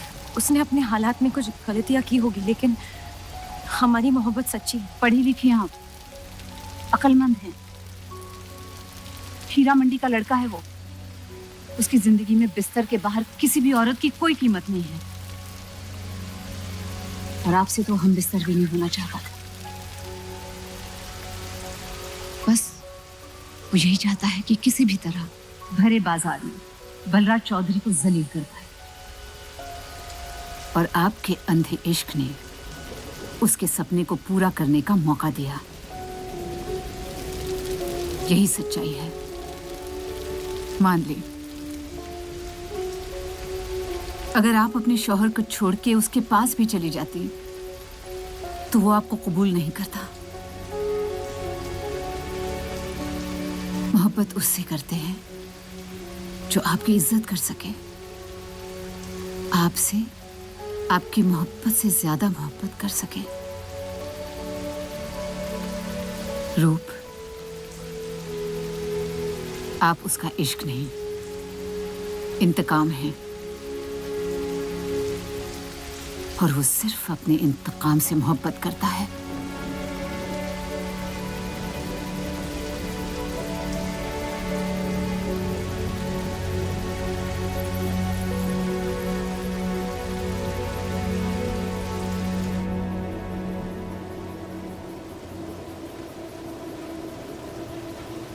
खानदानी लड़ाई जीतने के लिए आपने इतने साल हमें सियासी जंगों में फंसा दिया।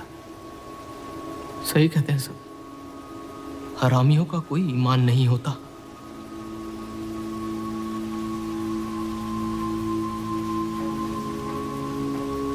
अपने इंतकाम को पूरा करने के लिए जिस आग को आपने फूंक दी थी ना, अब उसी आग से ये शहर जला दूंगा। अब आप अपने अमाल का अंजाम रोक नहीं पाएंगे।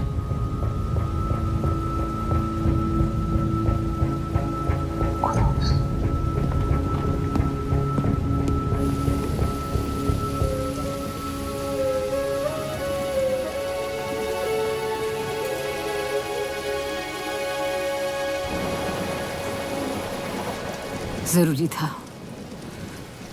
जफर हमसे नफरत शुरू से करते हैं, थोड़ी और कर लेंगे, लेकिन इस तरह उनकी जान तो बच जाएगी। क्या फायदा जान बचाने का जब आपने जीने का मकसद ही छीन लिया। नाजायज मोहब्बत का अंजाम अक्सर तबाही होता है।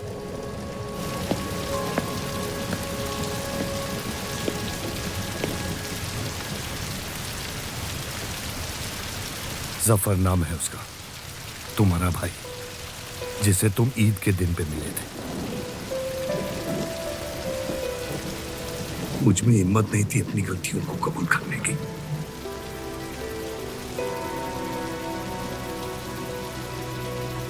माफ कर दो मुझे।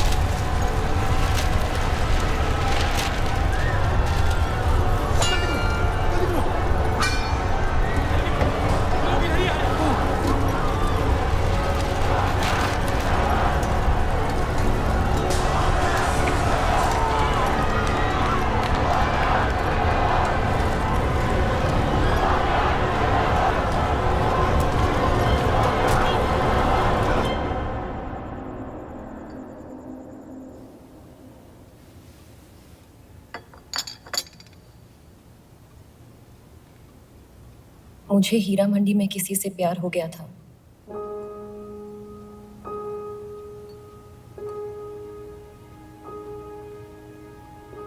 आपने शुरुआत से मुझसे सच कहा है। अब जब हम इस शादी को ठीक तरह से कायम कर रहे हैं, मैं आपको अपना सच बता देना चाहती हूँ। इस रिश्ते में इज्जत होगी, प्यार नहीं होगा। उम्मीद करती हूँ आपका दिल मुझसे बड़ा हो और वक्त के साथ आप मुझे माफ करते रहे।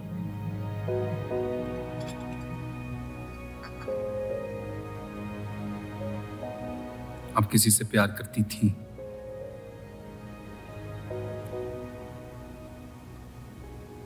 फिर क्या बदल गया?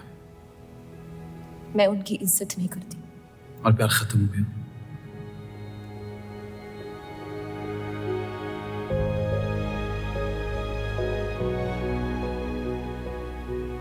आपने कहा आप इस रिश्ते को कायम करना चाहती हो, अब क्यों?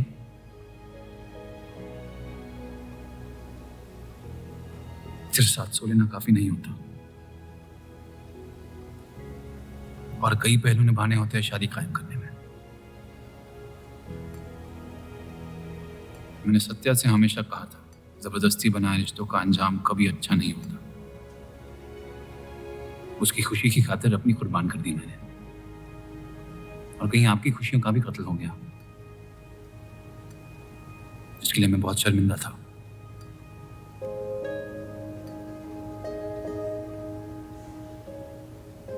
वक्त के साथ वो शर्मिंदगी शायद चाहत में बदलने लगी।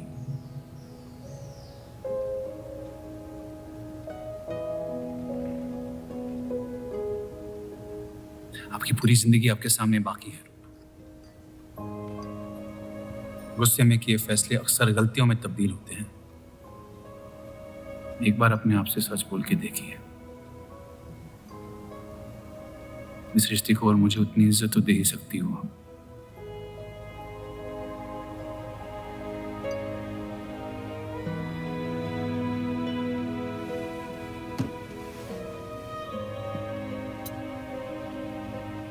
पति पत्नी का रिश्ता रिवाजों से नहीं,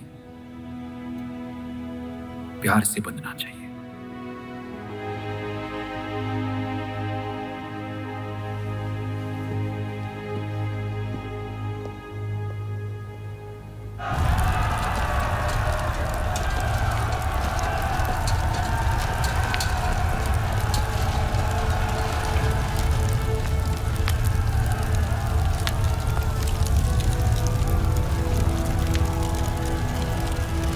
देव चौधरी ने हमारे खिलाफ फैसला ले लिया है। मैंने भी एक फैसला लिया, इन चौधरियों को खत्म करने का। सोच लीजिए, अब जो हमारे साथ नहीं, वो हमारा दुश्मन है।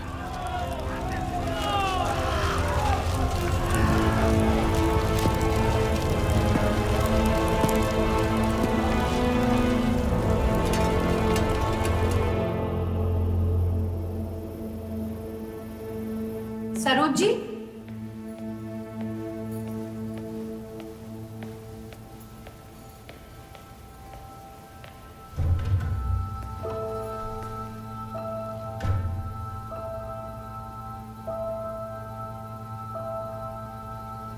सरोज जी,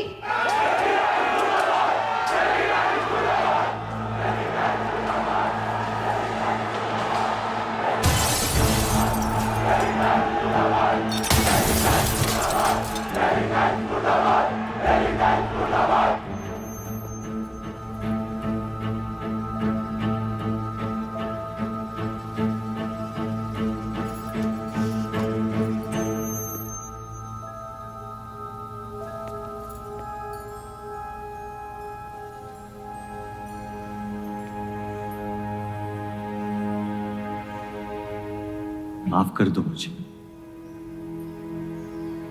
बस यही कहने आए हो?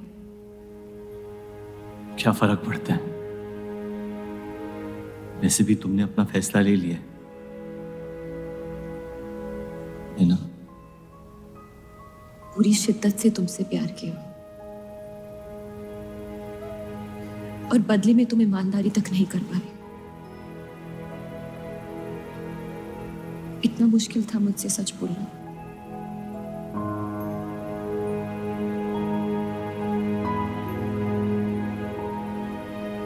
पूरी जिंदगी दिल में एक चीज भर के रखी थी, नफरत। सबको धोखा दिया ताकि अपने अब्बा से इंतकाम ले सकूं। तुमने मेरे नफरत को बेघर कर दी और मेरे दिल में मोहब्बत भर दी। तो मेरे दिल को बदल रही थी। मैं डर गया तुम्हारी मोहब्बत से, जो सब इस घर से चाहता था तुमने मुझे दिया। अगर तुम्हें सच कहता तो खो देता। झूठ बोल के पा लिया क्या मुझे? हम एक दूसरे के नसीब में नहीं है रूह, यही खुदा की मर्जी। तुम्हें कभी मुझसे प्यार हुआ ही नहीं? अगर मुझे इसका जवाब देना पड़ा तो तुम्हारी मोहब्बत में सवाल उठ जाएंगे।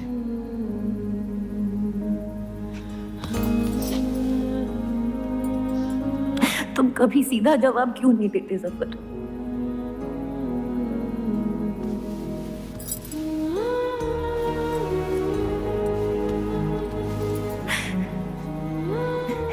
एक बार कह दो, एक बार कह दो मोहब्बत करते हो मुझसे।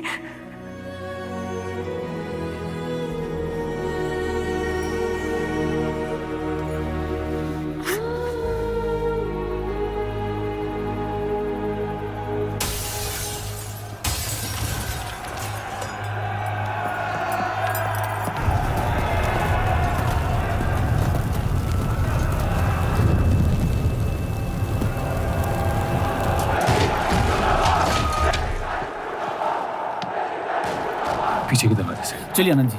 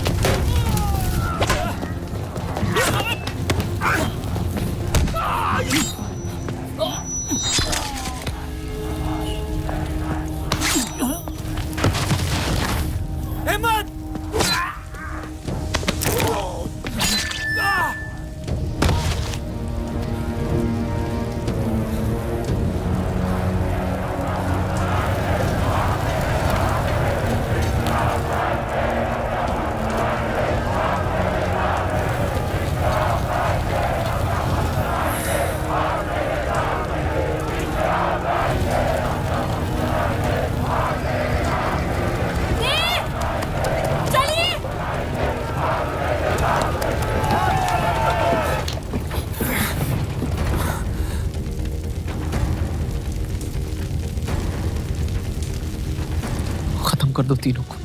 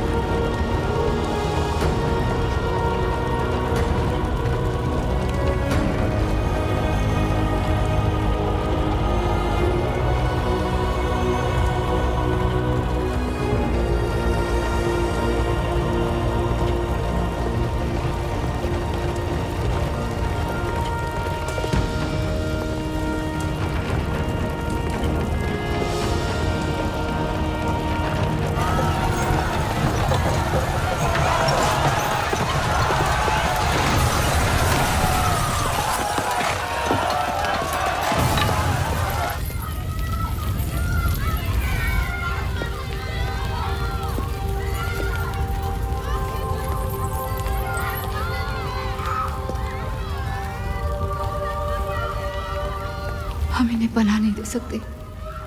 सारे हिंदुओं को मुसलमानों के घरों में ढूंढा जा रहा है। ये यहाँ सलामत नहीं है। आप इन्हें स्टेशन ले जाइए। चलो हमारे साथ। हम अपनी हिंदू लड़कियों को छोड़कर नहीं जा सकते। अब चलिए मेरे साथ अम्मी।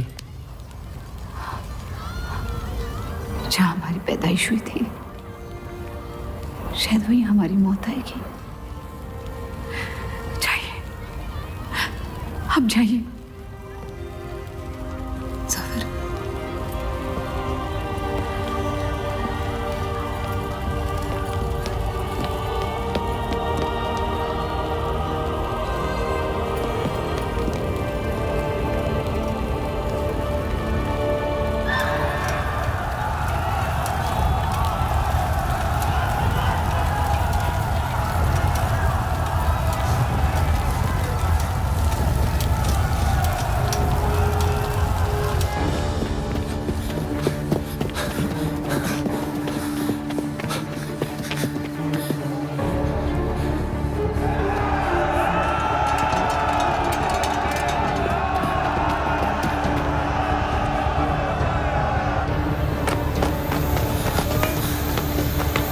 दीजिए।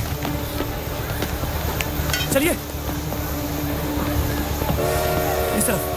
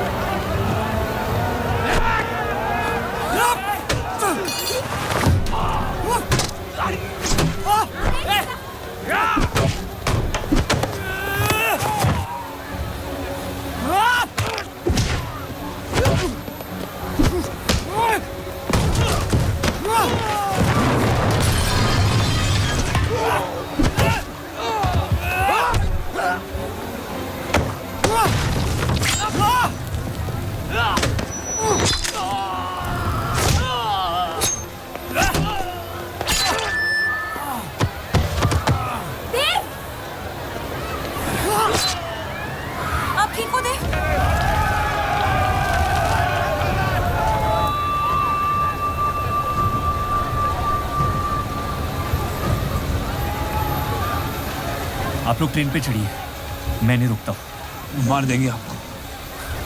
ये मेरे लोग हैं, मुझे कुछ नहीं करेंगे।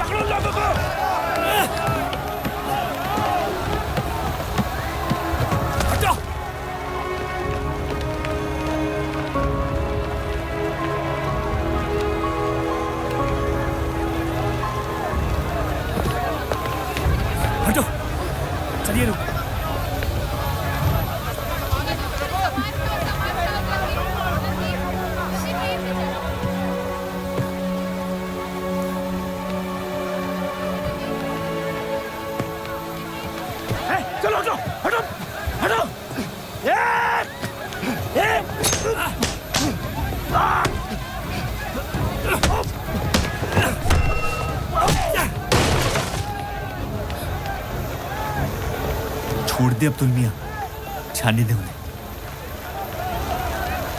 मेरी खातिर।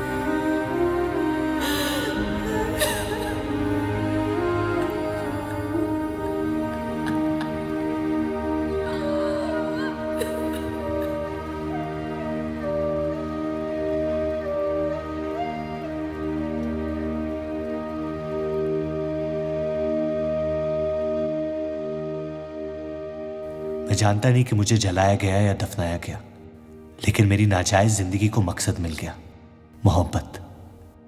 और वो मोहब्बत हमेशा जिंदा रहेगी।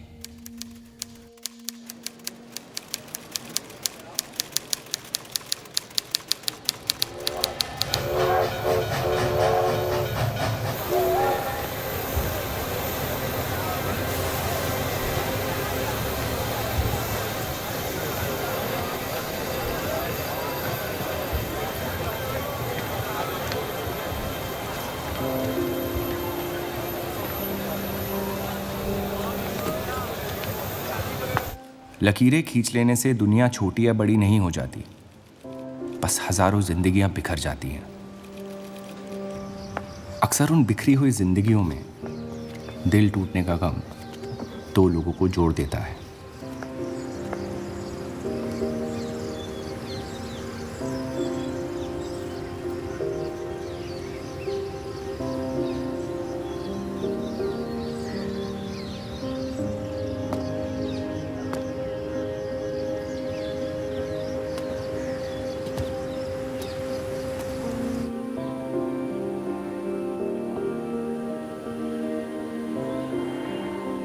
डेली टाइम्स अखबार के देव और रूप का किस्सा भी बंटवारे की उन हजारों कहानियों में से है जो इतिहास की चीखों में कहीं खो जाएंगी।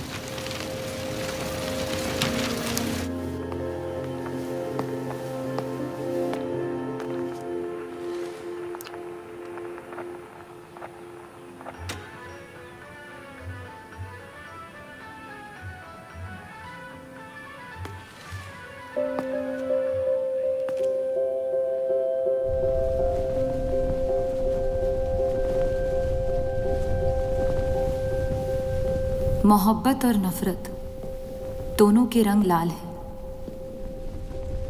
लेकिन फर्क ये है कि नफरत से दुनिया बर्बाद हो जाती है और मोहब्बत में खुद बर्बाद होना पड़ता है।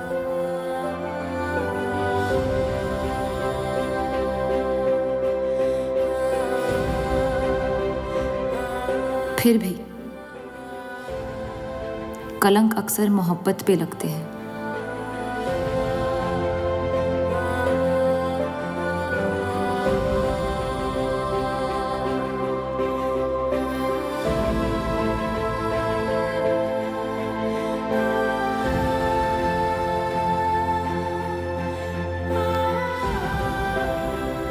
हमारी ये कलंक से रंगी मोहब्बत कभी मिटेगी नहीं,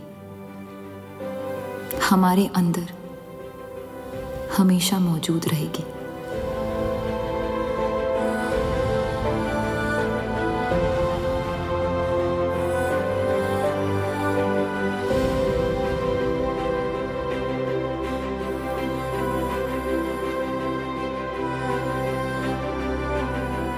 अब फैसला आपके नजरिए का है। आपने इस कहानी में क्या देखा? कलंक या मोहब्बत?